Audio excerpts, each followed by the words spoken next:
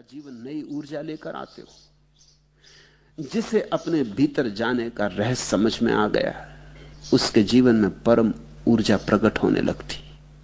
वो एक ऐसे उत्स पर पहुंच जाता है, एक ऐसे स्रोत पर कि जितना भी खर्च करो करो कुछ खर्च नहीं होता।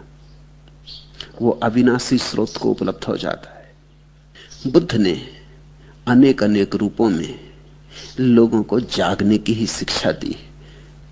कोई ज्यादा भोजन कर रहा है तो उसे जगाया, कोई भूखा है तो कैसे जाग पाएगा तो भोजन दिया, कोई रागाग्नि में डूबा है तो उसे झकझोरा, जगाया, कोई शब्दों में, रोने धोने में, संबंधों में डूबा है तो उसे हिलाया।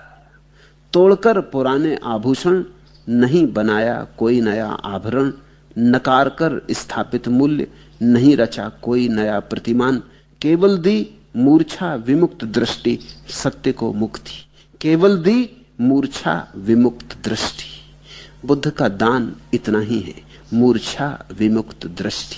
तुम सोए सोए ना जियो, जाग कर जियो, होश से जियो। बुद्ध ने कोई प्रार्थना नहीं सिखाई किसी आकाश में बैठे परमात्मा के प्रति। न बुद्ध ने कहा भिखारी बन के मांगो, न बुद्ध ने कहा याचक बनो, हाथ फैलाओ किसी परमात्मा के सामने। बुद्ध ने तो कहा अपने भीतर जाओ और परमात्मा मिल जाएगा, तुम परमात्मा हो। और परमात्मा मिल जाएगा, तुम परमात्मा हो। नहीं किसी याचक की प्रार्थना कि देवता पूरी करें कामना, नहीं किसी संत्रस्त की गुहार कि इंद्र करें रिपु का हनन, केवल नमन उनको जो अरिहंत, जो संत, भले ही उनका कोई धर्म कोई पंथ, मात्र समर्पण की वर्णमाला, एकमात्र मंत्र। एक बात, एकमात्र मंत्र सिखाया, समर्पण की वर्णमाला। कैसे तुम अपने अंतस्थल के केंद्र पर अपनी परिधि को समर्पित कर दो, कैसे तुम व्यर्थ को सार्थक पे समर्पित कर दो, कैसे तुम बाहर को भीतर पे समर्पित कर दो।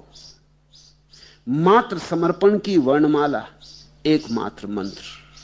और कोई मंत्र नहीं सिखाया बुद्ध ने। नहीं किसी याचक की प्रार्थना कि देवता पूरी करें कामना, नहीं किसी संत्रस्त की गुहार कि इंद्र करें रिपु का हनन, केवल नमन उनको जो अरिहंत, जो संत, भले ही उनका कोई धर्म कोई पंथ, मात्र समर्पण की वर्णमाला, एकमात्र मंत्र।